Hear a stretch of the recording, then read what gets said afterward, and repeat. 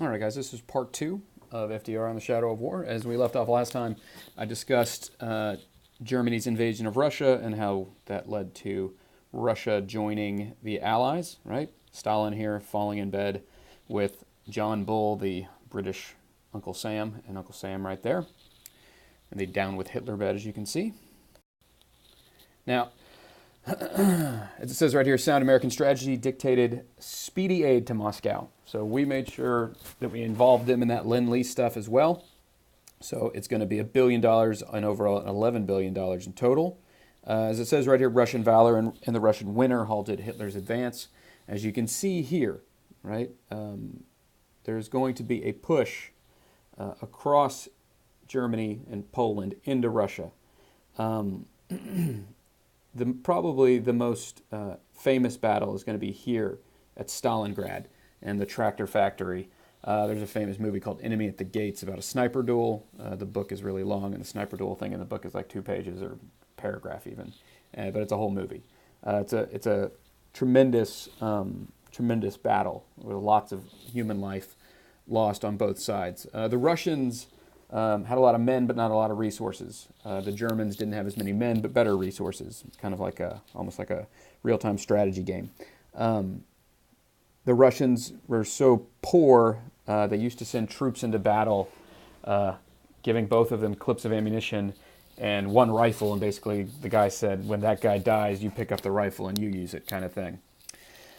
But the Russians will halt the German advance and eventually go on the counteroffensive and begin to hem in the German war machine. In 1941, we're going to have the Atlantic Conference where Roosevelt and Churchill will meet on the HMS Whale, Prince of Wales, excuse me. On the Prince of Wales, they will come up with the Atlantic Charter, and the Atlantic Charter is basically the goals of the Allies and the hopeful results of the war.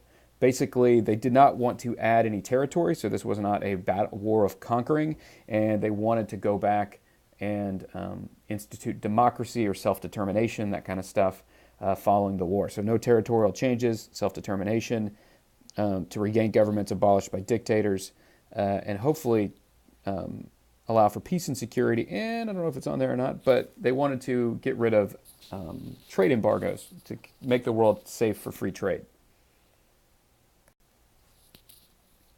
So everybody in the West was excited about the Atlantic Charter.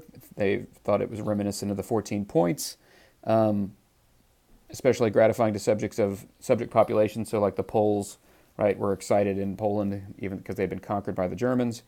Condemned the United States by isolationists and other hostiles to Roosevelt's. If we were neutral, right, why we were getting involved with this. And as it says, they missed the point. The USA was no longer neutral, right? We were economically involved in the war. We were giving aid to all the allies. And it was really, at this point in 1939, it was really just a matter of time until the United States got involved in the war. Let me fix that, not 1939, 1941. The Lend-Lease operations that were started during this time period, the British needed help, right? Didn't have enough destroyers, so like we said before, we were selling them to destroyers. We would not sail all the way to Europe, so we would sail as far as Iceland, where they would then take the way.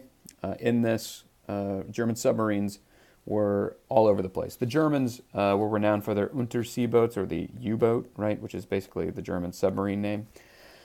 And these submarines was really were really the backbone of the the German Navy. And so they would form what they referred to as wolf packs and hunt through the Atlantic for shipping. The USS Kearney, seen here, is going to engage in battle with the U-boats. It will be shot, as you can see, but not sunk. And eventually the Reuben James will be. This will cause Americans, as it says right there, technically to be neutral on the books, but not in their hearts. We are basically now going to arm merchant ships and brace themselves for a wholesale war. In Japan, the Japanese were dependent upon resources from all over the world. And so, as it says right here, they needed iron and oil, basically things that cannot be found on the Japanese homeland. And so, since people were upset that we were aiding an ally of the Germans, we cut off our trade, and we cut off trade to Japan of oil, and the Japanese saw this as a threat to their national security. So, as it says right here, they basically are, well, excuse me, I'm getting ahead of myself. They either had a choice, either give in or to meet, or to desperately attack on oil supplies and other riches in Southeast Asia. So they either had to do something crazy or give in to the United States. So they're going to meet in 1941, which you can be seen here, and they're going to be unwilling to come to terms. All right, and so that strikeout at the United States will be at Pearl Harbor. And it's interesting to point out the Japanese had, basically people in the United States serving as intelligence agents to sort of get up information for the Japanese war machine. And when they attacked the United States, their eventual prime minister and head general Hideki Tojo will basically say that they have awoken a sleeping giant, right? And that it will be difficult for them to defeat the United States. And the best they can really do is make the United States give up. And so that's why one of the basic ideas of fighting tooth and nail, right, for every little scrap of land to hopefully turn back the United States will be part of their agenda. December 7th, 1941, or Black Sunday as it says right there. The Japanese will leave Japan and fly north, right, to basically avoid any sort of shipping between the coast of Asia and Hawaii. They will then head south, as you can see right here, and fly outside of radar, even though they were picked up briefly by radar, low below hopefully the mountain line, around the island of Oahu and into Pearl Harbor. Now, what's going to happen is the United States thought it was going to be safer if they put all their battleships docked 2 by 2 in a tight cluster in Pearl Harbor, because Pearl Harbor wasn't very deep. They thought it was not going to be able to be attacked with torpedoes.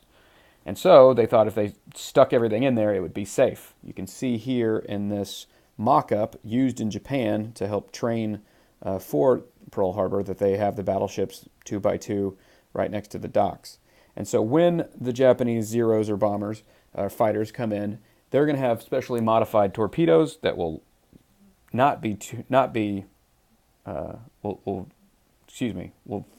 will go through the water at a lower draft. They'll be dropped from the planes into the water. They won't go as deep, and they will begin to sink the battleships.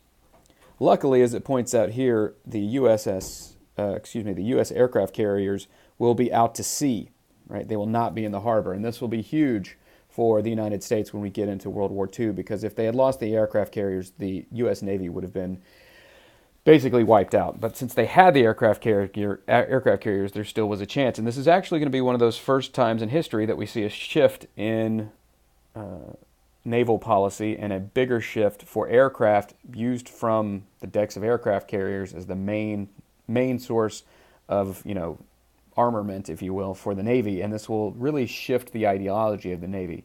We'll get away from ships with big guns and all that sort of stuff and start to move into ships that can have aircraft on them.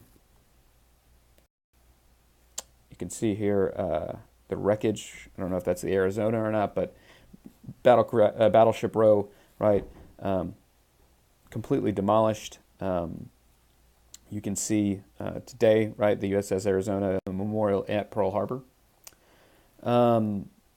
Angered Congress the next day officially recognized war had begun and thrust the USA into war. They called for a vote. It was one short vote of unanimity. I want to say, I forget where the guy was from, maybe it was Pennsylvania, but he was a pacifist and did not believe in war, so he did not vote, he abstained. As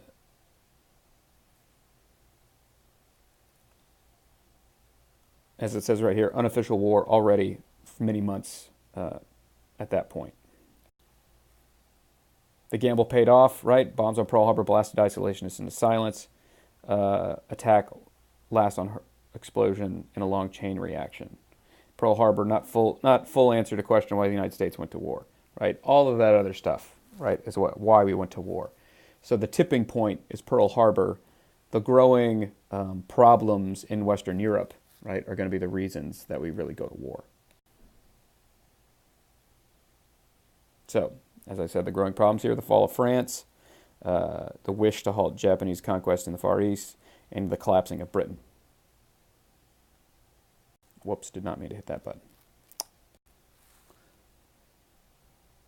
And so, to hopefully cut off Japanese expanding, right, they cut off vital Japanese supplies with embargoes that invited possible retaliation rather than let democracy die and dictatorships rule supreme. Most citizens have evidently determined to support a policy that might lead to war, and it did. So, what now we have is the stage set for the Second World War. We will have the U.S. Army, right, and Air Corps and all that sort of stuff over in Europe, and the United States Navy and U.S. Marine Corps beginning the fight in the Pacific. So we will have a two-theater war on effectively both sides of the world.